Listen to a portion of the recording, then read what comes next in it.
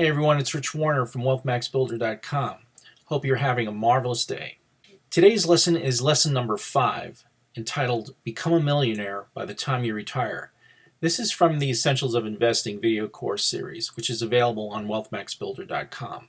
In particular, we'll be talking about the power of compound interest and compound growth in an investment portfolio, which is one of the key methods of creating wealth over the long term. Please take a moment to read the disclaimer statement. Thank you very much. A couple of years ago, I was teaching a course at an adult ed program on investing and personal finance, and a student asked me, how can they become wealthy? And I thought about it for a while, and I replied that I would, give me a day or two to think about an answer to this question, because there are obviously many ways to create wealth, and some are more efficient than others. But when it comes to investing, I wanted to come up with something that is pragmatic and something that is viable and doable for the average investor. Because let's face it, every investor is not necessarily a hedge fund manager. Investors just want to set aside some money in savings and earn more than the general rate that's available in CDs and, preserve and create wealth over the long term. And they understand that stocks and bonds are integral to their asset allocation, but they don't necessarily know how to go about applying these principles of investing, as well as to take advantage of qualified retirement accounts such as Roth IRAs. So I went home that evening and I designed a spreadsheet, which I've refined over the years and I tweaked, and I named the spreadsheet after the student. Gilbert was his name, so the spreadsheet is called Gilbert Millionaire.xls, and this spreadsheet is available in the resources section of this website. One of the most powerful concepts in understanding how to create wealth long term is to go about harnessing the power of compound interest and compound growth for an investment portfolio.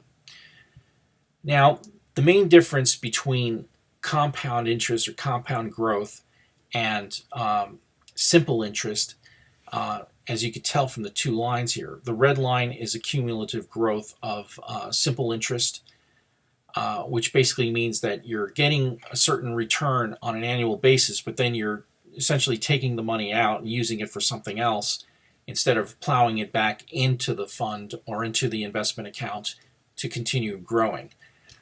Whereas with the compound interest approach, which is denoted here with the future value formula, it's an exponential growth curve, right? The blue line is an exponential growth curve, whereas the red line is an arithmetic or linear line curve.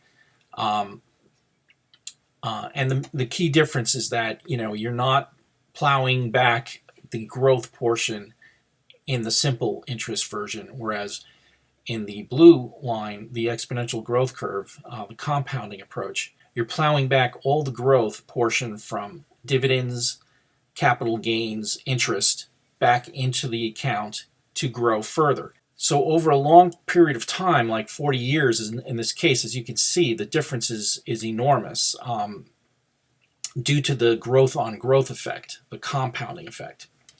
And it's this mathematical exponential growth process concept that Albert Einstein referred to when he made this famous quote many years ago, that the most powerful force in the universe is compound interest. He was probably saying that a bit tongue-in-cheek, but basically the mathematics uphold and support this principle of the exponential growth process. I'd just like to tear apart this formula for you so you can better appreciate the importance of compound growth.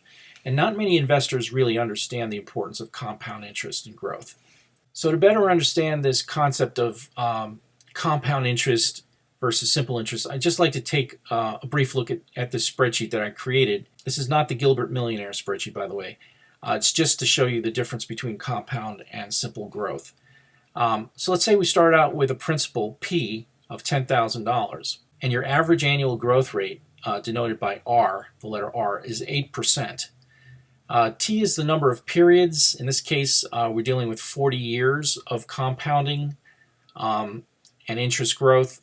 So if we apply this future value formula and you plug in P $10,000 times, in parentheses, 1 plus R, the growth rate, which would be 1.08 in this case because it's 8% interest. 8% is 0.08, so 1 plus 0.8 raised to the t power, t being 40 years. So you essentially have $10,000 times, in parentheses, 1.08 raised to the 40th power. You end up with a future value of $217,245. And that's what this blue line is showing you at the end of 40 years. So 8% growth, start out with $10,000, and you end up with $217,245 at the end of 40 years of compound growth. If we compare that to simple growth, what you essentially have is a constant growth rate. Every year you're making $800, but it's not being reinvested into the portfolio. We're not compounding the growth, we're just tacking on $800 a year to the portfolio. So if we start out with $10,000, we end up with much less because we're not compounding on the growth. The simple interest formula is principal times 1 plus r, the growth rate again, times t, not raised to the t, as in the case of future value formula.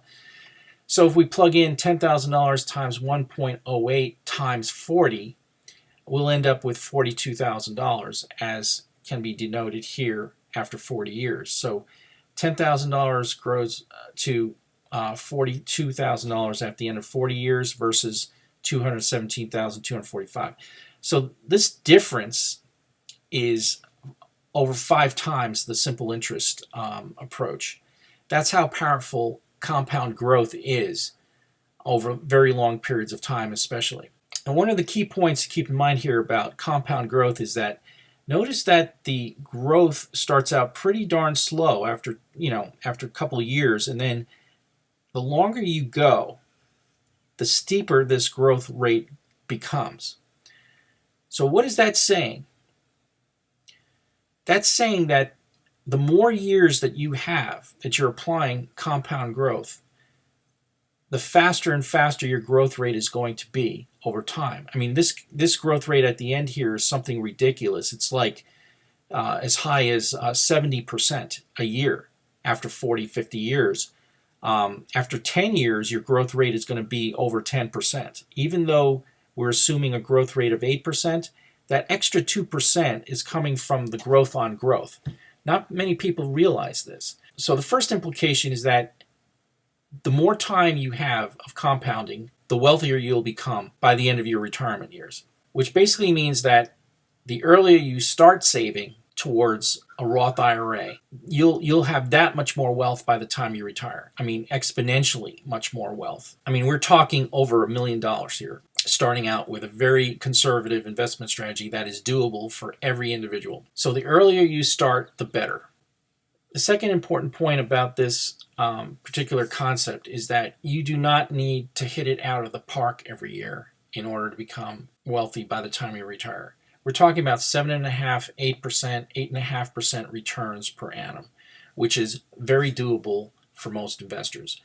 The average annual return for stocks is upwards of 11% per year, which is stellar, but you do have to go through all these volatile periods. But if you combine it with an asset allocation mix with fixed income, you'll lower your returns, but you'll get steadier returns over the time, which is what I advocate in the Wealth Max Builder program. So the two main takeaways here from this is start early, don't procrastinate in terms of your savings, and number two, you don't need to hit it out of the park. You can apply a conservative asset allocation and try to get 7.5%, 8% a year, and you're doing great. As I mentioned, the compound growth effect will turn your 8% returns into 10.5%, 11%, 12%, and by the time you get to retirement, the growth rate is upwards of 60%, 70%. Once again, to underscore these important concepts here, you too can realistically become a millionaire by the time you retire if you know how to harness the power of compounding. But you have to start early. Most of the compound growth process takes place at later stages, not earlier on. So get the snowball rolling. You know, it's really like a snowball that you start at the top of a mountain. And as the snowball starts to roll down a hill, it picks up more snow. So the diameter and the circumference of the snowball is growing every second that it rolls down the hill. By the time you get towards the end of the hill, which would be like your retirement age, we're talking about a huge snowball, and it's picking up so much snow at a time because it's so huge. So it starts out small, the growth rate is small, but then by the time you get to the end of the mountain, the end of the hill, this is an enormous snowball, and it's all due to the fact that it started to compound the growth on the growth process. And I think that's one of the best ways to understand compound growth versus simple interest. So get the snowball rolling as soon as you can. Here's another way to understand this concept of the importance of starting early.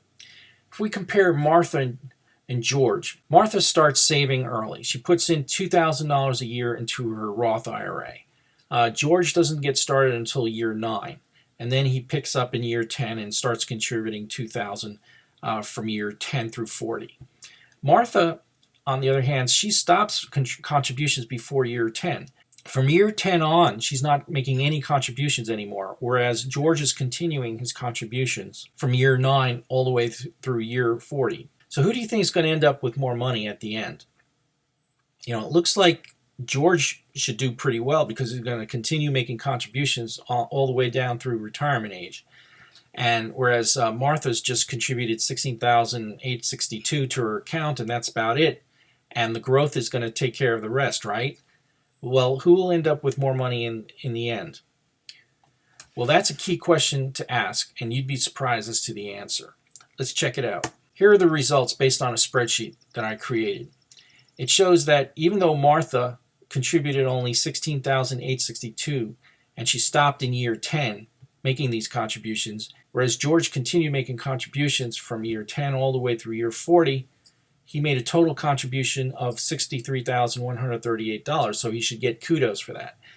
Well, with an 8% growth rate, they both end up actually having the same portfolio end value, $279,778 for Martha, $279,784 for George. So what is this spreadsheet basically saying here?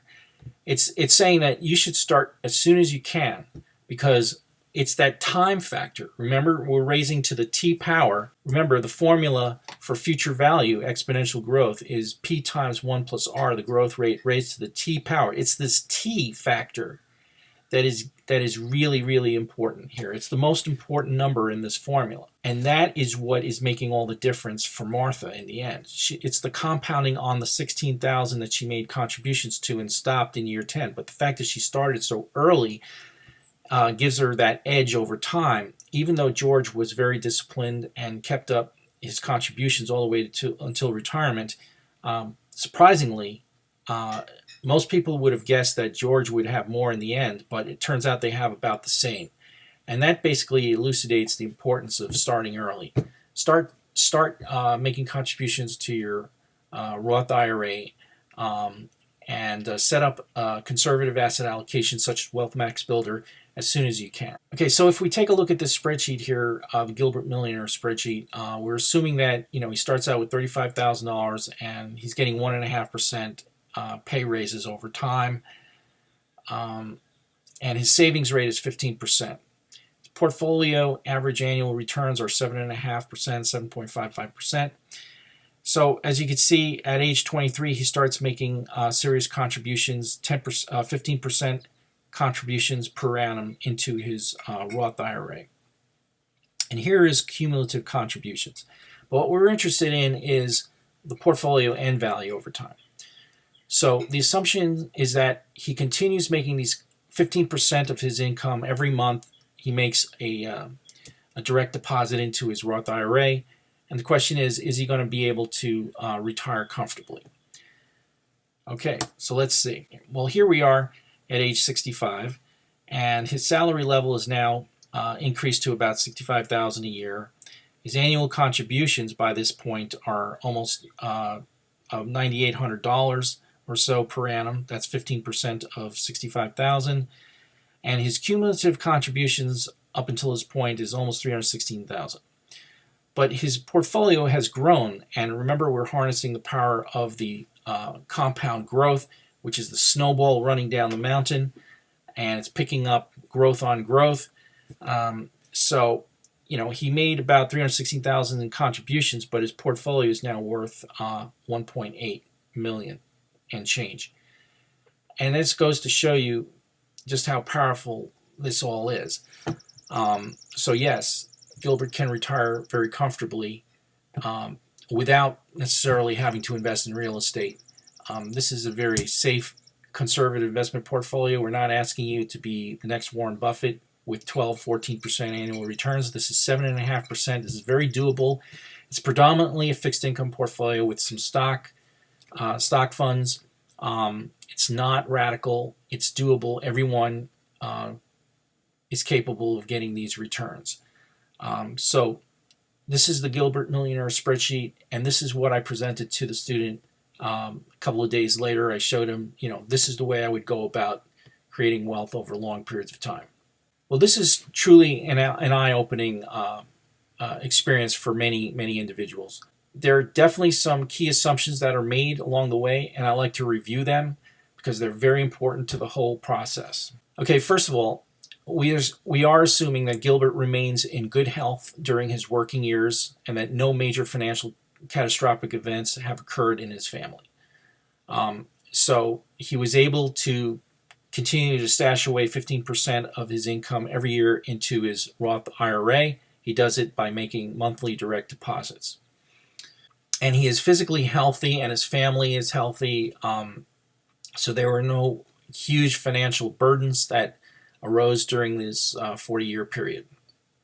Second, he's able to stay employed and receives a steady paycheck. Steady employment also assumes that you get pay raises over time. So 1.5% a year is a pretty conservative estimate. And this is a reasonable assumption considering that the average annual rate of inflation in America since 1926 is about 3% a year. But it's important to, keep calm, stay focused, and stay employed throughout this 40-year period. Third, the assumption is that Gilbert is investing wisely and conservatively. Now, we're not hitting it out of the park here. We're not trying to be the next Warren Buffett or George Soros, and we're simply applying a conservative fixed income portfolio with some stock funds as well to get the right mix. And I suggest taking a pretty good look at the Wealth Max Builder portfolio because this is going to help you get on track and set up this conservative portfolio to get 7.5 to 8.5% returns per annum. It's doable. You can do it. So let's summarize the key lessons, the key takeaways from Lesson 5. So let's summarize the key takeaways from Lesson 5. Point A, or point 1, open up a Roth IRA as soon as you can, as soon as you start generating income. Now remember, a Roth IRA is a qualified retirement account, which means that the growth, as I mentioned earlier, that the growth and the capital gains and the principal are all tax-free if you start making withdrawals after age 59 and a half. If you're working and have earnings, and basically earned income can include anything from a salary, wages, commissions, tips, royalties, fees, online income, selling things. All these things may be considered as earned income, and you can contribute up to $5,500 per year if you're under age 50, and if you're over age 50, you can contribute up to $6,500 per year into your Roth IRA. So that's a real major boon because you'll never be taxed on the growth process. So what you want to do is start that exponential growth curve going, and all of that is tax-free. That's an incredible concept, and just as important as the investment strategy itself. Point B, start saving at least 10% of your gross income in a qualified tax-free retirement account, ideally a Roth IRA. Now, in the Gilbert Millionaire spreadsheet, I showed you that a 15% contribution into the Roth is going to give you $1.8 million. And if I change that to, let's actually go to the spreadsheet here for a second, the Gilbert Millionaire spreadsheet. Let's tweak some of these inputs for a second. We'll start out at $35,000. That's pretty fair. Pay raises are 1.5%. Savings rate is 10% instead of 15%, and the growth rate is 7.5%. Even more conservative assumptions here. Okay, so he starts making contributions to the tune of 10% a year. So you see in year one at age 23, he's contributing $3,500 into his Roth IRA. And the next year he contributes a little more and a little more and a little more. And he keeps following this process, and he's investing in conservative asset allocation like Wealth Max Builder, getting 7.5% a year. So column J here, you'll see the growth in the portfolio, and the portfolio end value is in column K. So he continues following this process. He retires at age 66, and he's making $66,391 a year. That final year, he made a contribution of $6,600. His total cumulative contributions over his working years has almost approached $216,000 here. And the portfolio end value ends up being almost $1.3 million. So once again, we're over the 1 million mark. This is a doable investment approach and strategy for investors. A 15% contribution obviously gets you there even faster, and you end up with much more in the end. But not everybody can make 15% contributions per year. That's why it's important for us to explore the 10% contribution that you can make. And once again, you can set this up with your paychecks, direct deposit into your Roth IRA. And in a later chapter of the Essentials of Investing book, I actually advocate taking a look at Fidelity Brokerage Firm for setting up your Roth IRA. Point C, as we noticed with the George and Martha example, the earlier you start, the better. Because remember, the key point is that in the future value formula, it's the letter T. It's the exponential T to the T years. So the more years you have compounding growth, the steeper that curve is going to grow at the end. So the earlier you start, and actually the later you start making withdrawals from your Roth IRA as well, the more time you're going to give that compounding growth process to take place. So T is going to be greater the earlier you start and the later you start making withdrawals. But obviously when you retire is when you retire, and you don't have any more income, so you have to start drawing down, taking redemptions and withdrawals from the Roth IRA portfolio. There is definitely an incentive to start as early as you can. As soon as you start generating earnings or earned income, start making those 10% contributions into your Roth IRA as soon as you can. Last point is starting to save early and invest conservatively is more important than shooting for stellar returns. You definitely want to resist or shun people who come at you and say, oh, I can give you 15% returns a year. Anything greater than 10% a year, you have to start questioning the validity of this investment approach. I mean, realistically, like I said, stocks can give you 10, 11% a year. Fixed income can give you 6% a year, 6.5% a year. And a mix of those two will give you around 7.5%, 7 to 8% a year, 8.5% a year, depending how you structure it. But you don't have to shoot for stellar returns. You don't have to try to be the next Warren Buffett here or great stock guru picker here. This is not about picking stocks. It's not about, hitting it out of the park with grand slams. We're talking about hitting singles here. Base hits after base hit after base hit. 7.5% is doable. 8% is doable a year. And what's more important is that you stick with the program and don't deviate from it. If you're disciplined and patient and follow a conservative strategy, you'll get your 40% annual returns in the later part of the story. As we saw, that exponential growth curve picks up at the end. I mean, we're talking average annual returns at the end of over 60, 70%, and you're only having 7.5%. It's all due to the growth on growth process. That's what's kicking it in for you. So it's not important. Don't be fooled by all the talk about these great investment returns. It's not so much about that. It's about your consistent approach and faith in the approach. It's a marathon. Stay with the program. Be disciplined. Stay healthy, and you should do very, very well, as we saw from the Gilbert Millionaire spreadsheet. Well, that's it for this lesson. I hope you enjoyed it. Please share it and spread the word to your friends and family, and have them take a look at the Wealth Max Builder program as well. I'd appreciate it. Up next in Lesson 6 is the risk-reward trade-off of investing. should be quite interesting. It's more the nitty-gritty nuts and bolts rather than the broad brush concepts that we talked about in this lesson. Hope to see you there. Thank you very much. Have a great day.